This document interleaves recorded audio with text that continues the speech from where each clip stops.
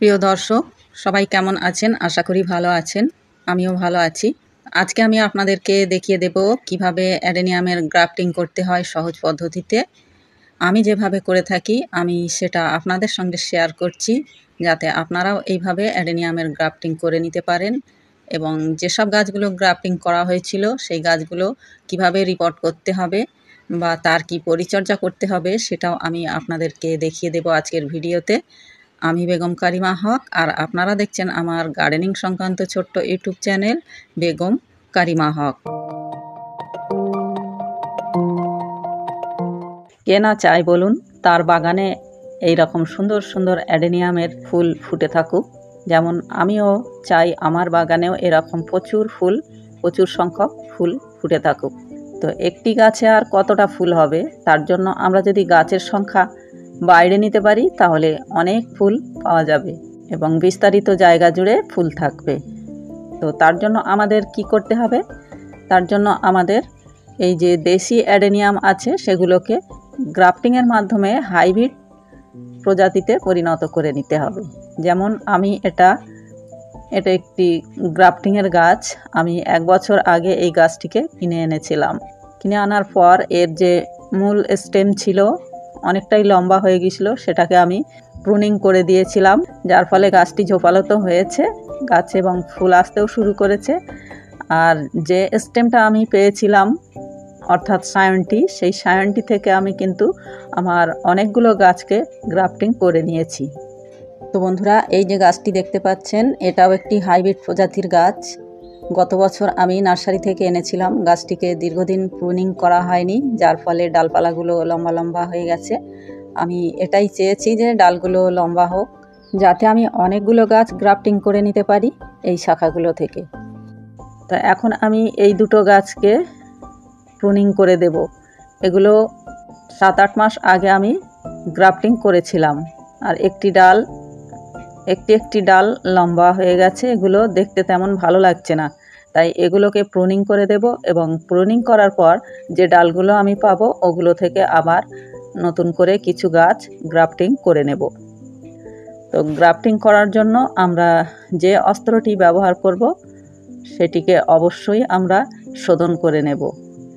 যে কোনো স্যানিটাইজার বা অ্যালকোহল নিতে পারি, অথবা আগুনে পুড়িয়েও নিতে পারি অস্ত্রটি। তো এইভাবে স্যানিটাইজার করে নেওয়ার পর আমরা অস্ত্রটি ব্যবহার করব। এতে অনেকটাই ফাঙ্গাসের ঝুঁকি কম থাকবে। তো আমরা যতটুকু কাণ্ড রাখতে চাই ততটুকু রেখে এটাকে প্রুনিং করে দেব, যাতে গাছটির একাধিক শাখা বের হয় এবং গাছটি ঝোপালো হয়। তো আমি প্রায় 1 ইঞ্চি মতো ডাল রেখে কেটে দিলাম। তো এগুলোতে আর কোনো কাজ নেই, এগুলো এখন অন্যত্র রেখে দেব। তো এবার এই ডালটি থেকে আমরা গ্রাফটিং করে নেব বেশ কিছু গাছ। এরকম আরও কিছু ডাল আমি সংগ্রহ করে নেব, কারণ অনেকগুলো গাছ আমি গ্রাফটিং করব, একটা ডালে হবে না। তো এর সমস্ত পাতাগুলো আমি ছাড়িয়ে ফেলে দিলাম। এবার এর থেকে আমি সায়ন সংগ্রহ করে ছোট ছোট করে প্রথমে আমি ট্যাবলেট গ্রাফটিং করে নেব।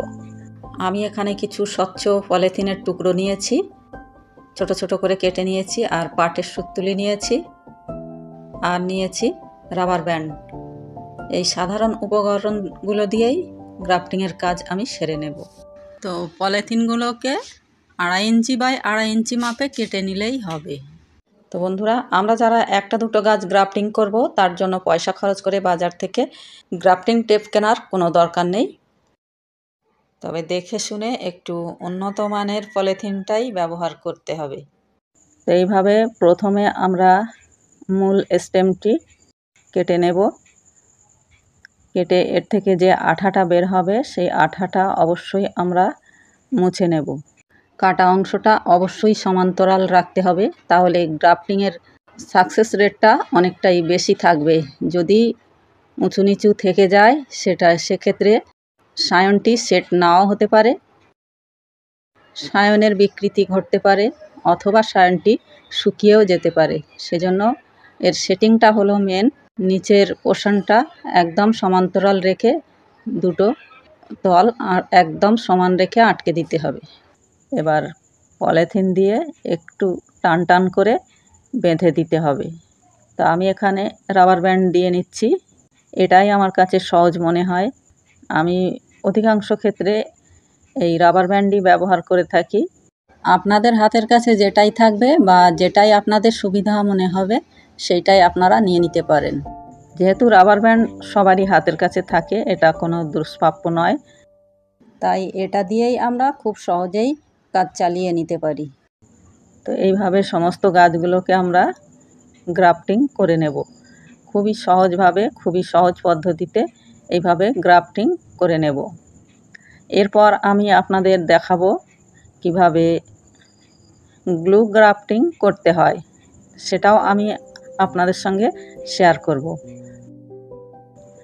তো বন্ধুরা, তার আগে যদি ভিডিওটি ভালো লেগে থাকে অবশ্যই ভিডিওটিতে একটা লাইক দেবেন আর ভিডিওটি অন্যকে দেখার সুযোগ করে দেবেন শেয়ারের মাধ্যমে। ভিডিও সম্বন্ধে যদি কোনো মতামত বা প্রশ্ন থাকে তাহলে কমেন্ট বক্সে অবশ্যই জানাবেন।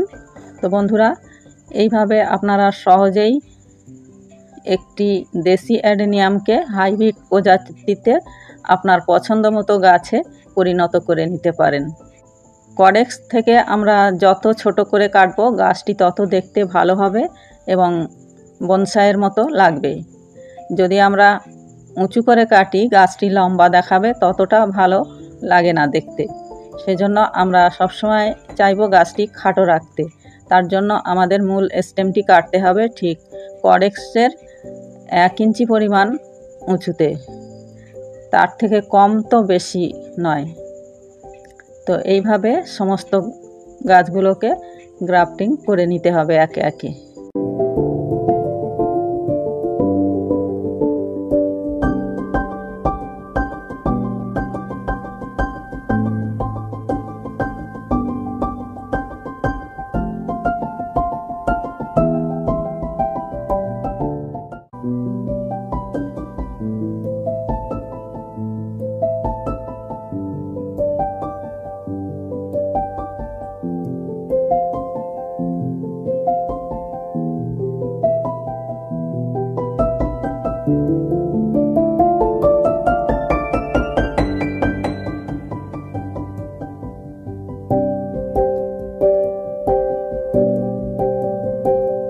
কিছুদিন আগে বেশ কিছু গাছ আমি গ্রাফটিং করেছিলাম, সেগুলোকেও আজ আমি রিপোর্টিং করব। তো সেটাও আমি আপনাদের সঙ্গে শেয়ার করব, সেটা অবশ্যই ভিডিও শেষে আপনারা অবশ্যই দেখতে পারবেন কিভাবে আমি রিপোর্ট করব। আমার যত গাছ আমি নিজেই গ্রাফটিং করি, কিছু গাছ আমি আমার নার্সারি থেকে কিনতে হয় ভ্যারাইটি বাড়ানোর জন্য। তো বন্ধুরা, এইভাবে আপনারা অবশ্যই আপনাদের গাছগুলোকে গ্রাফটিং করে নেবেন। তো এবার আমি গ্লু গ্রাফটিং করে নেব। এর জন্য আমি ফেভিকুইক একটি আঠা নিয়ে নিয়েছি, যেটা কাঠ জোড়ার জন্য অনেকে ব্যবহার করে থাকেন। তো আমি এই গ্রাফটিংয়ের কাজে এটাই ব্যবহার করছি। এটা খুব দ্রুত জয়েন্ট হয়ে যায়, কয়েক সেকেন্ডের ব্যাপার মাত্র। আমরা আগের গ্রাফটিংয়ে যেভাবে সায়ন কেটেছি সেইভাবেই সায়ন কেটে নিয়ে জাস্ট সায়নটিকে স্টেমের উপরে বসিয়ে একটু আঙুল দিয়ে চেপে ধরে রাখতে হবে। ধরে তারপরে আমরা কয়েক ফোঁটা এই আঠা দিয়ে দিলেই কিছুক্ষণ চেপে রেখে দেব। 10 সেকেন্ডের মধ্যেই এটি জয়েন্ট হয়ে যাবে। তারপরে আমরা আস্তে আস্তে আঙুলটিকে তুলে নেব।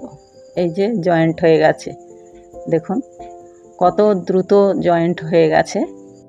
আমি এটিকে 10 সেকেন্ড মাত্র চেপে রেখেছিলাম, 10 সেকেন্ডের মধ্যেই এটি সম্পূর্ণরূপে জয়েন্ট হয়ে গেছে। তো এইভাবে আমরা গ্লু গ্রাফটিং করে নিতে পারি। তবে এই গ্লু গ্রাফটিংয়ের কিন্তু একটি নেগেটিভ দিকও রয়েছে। এর সাকসেস রেট কিন্তু খুব একটা ভালো হয় না, 50% সাকসেস রেট পাওয়া যায়। ঠিকঠাকভাবে সেটিং না হলে কিন্তু এটি ফেল হয়ে যায়। তাই আমি বলবো আপনারা গ্লু গ্রাফটিং না করে সবথেকে সহজ উপায় আপনারা ট্যাবলেট গ্রাফটিং করে নিতে পারেন।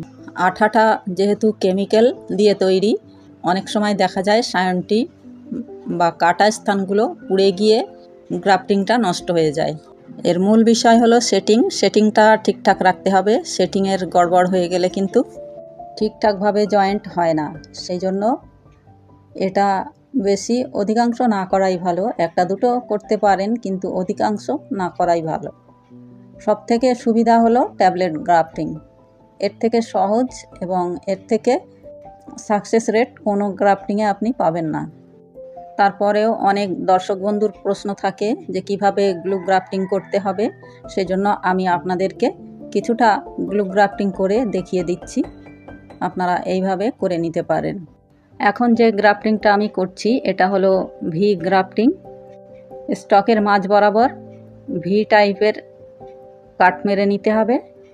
তারপর আমরা সায়নটিকে এরকম একটু হোল করে দুই ধারে চেঁচে মাঝখানে সেট করে দেব। এইভাবে সেট করে দিতে হবে। দিয়ে গ্লু লাগিয়ে এটাকে বসিয়ে দিতে হবে। ভালো করে চেপে সেটিং করে তারপর আমরা এর মধ্যে আঠা লাগিয়ে দেব। কিছুক্ষণ চেপে ধরে রাখার পর তারপর আমরা এটাকে ছেড়ে দেব।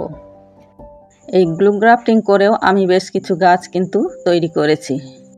এগুলো যেহেতু আমরা পলিথিন দিয়ে ব্যান্ড করিনি, তাই কাটা অংশগুলো অবশ্যই ফাঙ্গিসাইড লাগিয়ে নিতে হবে। তারপর যে কোনো প্লাস্টিকের স্বচ্ছ গ্লাস দিয়ে ঢেকে রেখে দিতে হবে। তো এইভাবে এগুলোকে ঢেকে রাখতে হবে যাতে সায়নটি শুকিয়ে না যায়। তো আমি কিছু প্লাস্টিক ঢাকা দিয়ে বেঁধে দিলাম আর কিছু প্লাস্টিকের গ্লাস দিয়ে ঢেকে দিলাম। আপনাদের কাছে যেটা সহজ মনে হবে, যেটা আপনাদের হাতের কাছে থাকবে, সেটা দিয়েই আপনারা এইভাবে ঢেকে রাখবেন। এই যে গাছটি দেখতে পাচ্ছেন, এটি একটি ভি গ্রাফটিং করা হয়েছিল। এখন যেটা করলাম সেইভাবেই করা হয়েছিল এই গাছটিকে। তো এখন আমি এই গাছটিকে প্রুনিং করে দিলাম। আর কাটা স্থানে অবশ্যই ফাঙ্গিসাইড লাগিয়ে নিতে হবে। এটাও ওই একইভাবে গ্রাফটিং করা হয়েছিল, ভি গ্রাফটিং। এটাকেও আমি প্রুনিং করে দিয়েছি আর কাটা স্থানগুলোয় ফাঙ্গিসাইড লাগিয়ে দিয়েছি। তো এই দুটোর থেকে যে এই ডালগুলো আমি পেয়েছি, এগুলো থেকেও আমি একটা দুটো গ্রাফটিং করে নেব আবারও। তো যে গাছগুলো আমি গ্রাফটিং করেছি সেগুলোকে শেডের মধ্যে আমি রেখে দেব কিছুদিনের জন্য। যখন এতে ডাল গজাতে শুরু করবে তখন আমরা এগুলোকে আবার রৌদ্রে বের করে দেব। তো বন্ধুরা দেখুন, এখানে বেশ কিছু গাছ আমি নিয়েছি। এগুলো 7-8 মাস আগে আমি গ্রাফটিং করেছিলাম। এগুলো অবশ্যই গ্লু গ্রাফটিং করেছিলাম। স্টক থেকে যে সব ডালগুলো গজিয়েছে সেগুলোকে আমি এখন কেটে দিচ্ছি। এগুলো রাখলে কিন্তু আমাদের মূল বা আসল ডালটি কিন্তু বৃদ্ধি পাবে না। তাই আমাদের কাঙ্ক্ষিত শাখাটিকে রেখে বাকি শাখাগুলো অবশ্যই প্রুনিং করে দিতে হবে। তো এইভাবে আমি একে একে সমস্ত শাখাগুলো বাদ দিয়ে নেব। তারপরে আমি এগুলোকে রিপোর্ট করে দেব। তা না হলে আমরা যেটা রেখে দেব মূল শাখা, সেটা কিন্তু গ্রোথ অনেকটাই কমে যাবে। তাই আমি সমস্ত বাড়তি শাখাগুলোকে কেটে দিলাম, দিয়ে মূল শাখাগুলোকে রেখে দিলাম। কিছুদিন পর এগুলো যখন আরও একটু বড় হয়ে যাবে তখন এগুলোকে প্রুনিং করে দেব। এখন আমি এই গাছগুলোকে রিপোর্ট করে নেব। রিপোর্ট করার জন্য মাটিতে এখন খুব একটা আমি খাবার দিচ্ছি না, জাস্ট মাটিটা একটু হালকা মাটি তৈরি করেছি। মাটির অংশ খুবই কম আছে, এতে বালি আছে আর কম্পোস্ট আছে। কম্পোস্ট বলতে পাতা পচা সার আছে, বালি আছে আর কিছু অল্প একটু মাটি আছে। জাস্ট এগুলো দিয়েই বসিয়ে দিচ্ছি। এখন আর কোনো ভারী ধরনের খাবার কিছু দিচ্ছি না। আর যে মাটিতে এই গাছগুলো ছিল সেই মাটিগুলো আমি এখন ফেলে দিচ্ছি না, মাটি সমেত বসিয়ে দিচ্ছি যাতে গাছটি রিপোর্টিং শকে না চলে যায়। সেই জন্য গোড়ার মাটি আমি একদমই ফেলে দিচ্ছি না, শুধু পাত্র বদল হচ্ছে কিন্তু আমি মাটি বদল করছি না। দেখুন, এইভাবে কিন্তু আমি বসিয়ে নিচ্ছি। এইভাবে গাছ বসিয়ে নিলে কিন্তু গাছ রিপোর্টিং শকে যায় না, গাছটি তাড়াতাড়ি গ্রোথে চলে আসে। আর আমরা যদি এর মাটিগুলো ছাড়িয়ে বসাই তাহলে এই গাছটি রিপোর্টিং শকে চলে যাবে আর বেশ কিছুদিন লেগে যাবে। তা বাদে ফাঙ্গাসের আক্রমণ হওয়ার সম্ভাবনা অনেকটাই থাকে। তো এইভাবে একে একে সমস্ত গাছগুলোকে আমি রিপোর্টিং করে নেব।